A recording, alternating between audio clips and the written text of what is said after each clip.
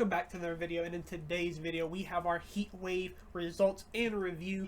After a crazy weekend with Forbidden Door and HeatWave, we finished the night with HeatWave, and they put on a pretty solid show for themselves as well. Yeah, how we feel? Yeah, I absolutely enjoyed this show. You know, out of 6 matches, I probably enjoyed maybe 4 or 5 of these. These were really good, and there was one in particular that I really enjoyed. Yeah, we kicked the night off with the NXT number 1 contender match for the Women's World Champion, where Lola Vice took on Jada Parker and Kalani Jordan, and Lola Vice comes out on top and gets the big win. So she will now face Jacy Jayne or whoever is the champion at that time sometime down the line. And yeah, should be a pretty fun match. But yeah, this match was pretty fun. How'd you feel? Yeah, Lola Vice is someone who's been around NXT for a little bit of time now, and she's definitely gotten herself over with the crowd over there in that NXT arena. People absolutely love Lola Vice. She's been around wrestling in TNA, or maybe actually I don't know if she had a match in TNA, but she's been around the TNA kind of vortex a little bit around all those people, and yeah, it was really good to see her in this spot and get that big opportunity here, because I kind of feel like she could be a big NXT title holder and is a very believable winner. Yeah, she's definitely a fanfare among many in NXT. But yeah, this match was really good. Like I said, I really liked this match because it kind of gave me a feeling for anybody can win, and I don't care who wins because I don't mind any of them winning because I enjoy all of them. Kalani, I think, looked really good in this match. So did Jada Parker as well. But yeah, another good match. Lola Vice getting that number contendership. At least we have an idea of what is next for Jacy Jayne, whether she is still 2 belts JC at the end of the night or not. We will get to that later. But yeah, pretty good match. And then next up, we had the tag team champions on the line, where we had Dark State take on Hank and Tank. And the Dark State members that were chosen was Dion Lennox and Osiris Griffin, and they are your new tag team champions, defeating Hank and Tank. Yeah, I'm happy with the decision to give them the win here. I feel like I was pretty happy when Hank and Tank won, because I felt like that was the end of Fraxxum and they were going to go on to that main roster, and I was excited for that. So, you know, them getting the titles was just kind of something that just happened that I was excited for. But yeah, I feel like it ran its course. They had their fun. We had time with them, and now it's time to kind of move on and give it to Dark State. I was definitely looking forward to Saquon Sugars hopefully being a part of this, but maybe that means we'll see him in the future with the you know, some sort of singles title or something like that, because I really do like at least the way he's portraying his character at the moment. But this was a decent match, nothing really big to talk about here, but Dark State does pick up the win, and that'll be the main talking point, because this is kind of like a reset to the NXT tag division in my opinion. Yeah, I'm glad that Dark State did win. I had to kind of mention in the prediction video, since debuting, it kind of has been kind of lackluster in a way. We've seen them kind of feud with Trick, Oba, and Javon for that little bit of time, but now that they kind of heated it or cooled down a little bit, things kind of got a little stale. So some tag team champions on them, kind of give them some more movement towards the future. And yeah, I'm glad that they did win. Hank and Tank hopefully can kind of refine themselves. Maybe we do see them split eventually. I don't know what the plan is for those two. But yeah, I'm glad, like I said, that we have new champions, because the division does kind of need a big recess soon. Yeah, for sure. NXT needs a lot of new tag team things going on there, especially with the men and the women as well. Yeah. And then for our third match of the night, we had the triple threat for the TNA Knockouts champion, where Jacy Jayne put her belt up against Ash by Elegance and Masha Slamovich in that triple threat. And Ash by Elegance surprisingly gets the win and is your new TNA Knockouts Women's Champion. Yeah, I've been watching a lot of TNA recently, and it wasn't too surprising to me. I feel like if you've been keeping up with the TNA story, you kind of felt like there was kind of trying to get off of Masha Slamovich without her necessarily taking the pin. I know she did take the pin here, but she took like 8 finishers before the pin happened. So, you know, she was very well protected during this match. But this is really where the pay-per-view started taking off for me here. This was a really good match. It beat my expectations. There was a really cool moment where Masha Slamovich goes flying through the ropes. I don't know what kind of move it would be, but she starts helicopter flipping in the air and shit, and she lands on him, and that was very cool. Ash by Elegance doing a few moonsaults during the match as well as a swanton bomb to finish it off and get the big win. But yeah, I'm happy for Ash by Elegance / Dana Brooke and the Elegance brand in general, because they've been a team who I wasn't really fully behind in TNA. I didn't really like them too much, but over the time and stuff, I kind of grew on them, and now I kind of do like Ash by Elegance, and I feel like that could be a cool little reset for TNA to get their title back and then let someone else kind of handle that business, hopefully being Danny Luna.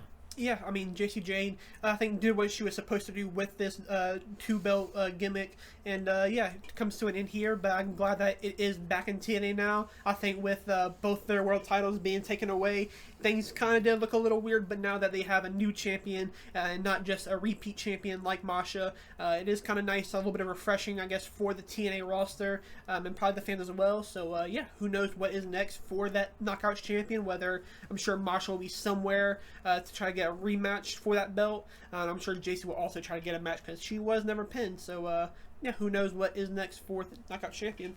Now the Elegance brands holds all the TNA gold. They hold the world title and the tag team title. So very good look for the Elegance brand, and they're looking very elegant, I guess.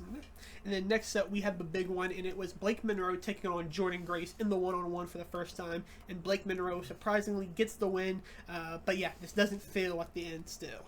Yeah, this match was this was my favorite match of the night here. Blake Monroe versus Jordan Grace. They absolutely tore the house off. I wanted maybe a little bit more, but I think that little bit more, as you mentioned, will come in the future when we get that stipulation on the match. But Jordan Grace, absolutely, as always, looks amazing. Big power bombs off the top rope. Blake Monroe, big stomp on the end on a unprotected turnbuckle. So that was a very cool way that they did it, because I kind of did forget about the turnbuckle being undone by the time that spot came along. But yeah, this was my favorite match of the night. Very hard hitting, very fast paced, which was kind of unlikely for a Jordan Grace match, but I feel like they were really on it with each other and really showing the intensity between each other as well. Yeah, I mean, these are two women who are great at giving you that intensity throughout a match. We've seen Blake Monroe do it. We've seen Jordan Grace do it. And yeah, when they got together, they did just that as well. So yeah, these women are obviously two of the best, not only in NXT, but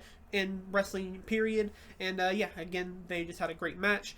Blake Monroe getting the win here does feel nice. Like I said, I wanted Jordan to get the win because it did feel like she's on like a losing streak on pay-per-views, but I don't know if that's true or not. Blake Monroe getting a big one here, I think, is a good way to start off this hopefully a long-term feud between the two.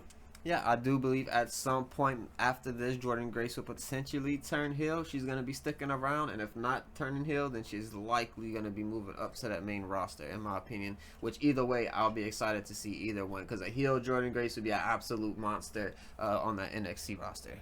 Yeah, and then next up we had a mixed tag team match where we had Tavion Heights and Tyra May Still team up to take on Ethan Page and Chelsea Green. America versus Canada, and the Canadians win. Ethan Page and Chelsea Green get the win, but that is due to some little bit of help from Alba Fire and Piper Niven.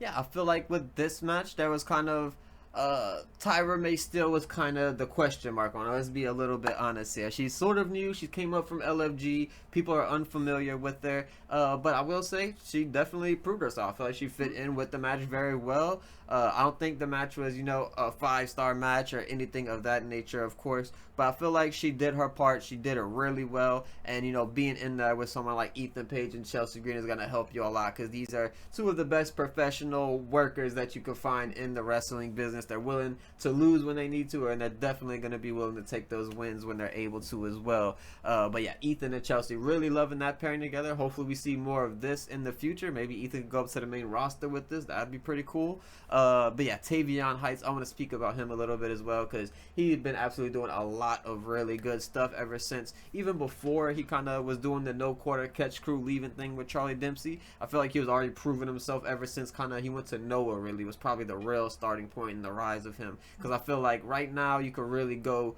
somewhere far with him and maybe even let him take that title off of Ethan Page. Yeah. This match, like I said, I didn't think it was ever going to be the best wrestling match of the weekend or of the night, but it did give me some of the best entertainment from the match. The crowd loved Chelsea Green, and they ended up loving Ethan Page with a connection to Chelsea. But yeah, they also hated Tyra May Still throughout the match because of the love for Chelsea.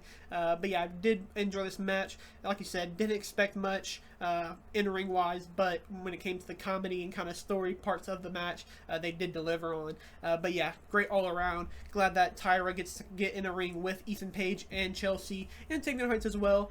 So yeah, I'm glad this match kind of delivered on all parts and kind of helped everybody through this, because it's not too often that we see main roster talents like to the levels of Chelsea Green come to NXT and have matches and everybody performance to the best, because sometimes some people do underperform, but tonight they hit the mark perfectly. And not only that, but they also showed a lot of, I guess, sort of respect and love for Tyra May still because of the fact that they protected her. They didn't just let Chelsea beat her with the unprettier. They let Alba and Piper do the little distraction, and Alba comes in, hits her with whatever it was. I forget exactly what it was. But yeah, they call it a distraction, hit her with a move, and Chelsea gets the finish. So they protected her really well, so that shows a lot of kind of love from WWE. You could tell that they have some care for what they're doing with her. Yeah.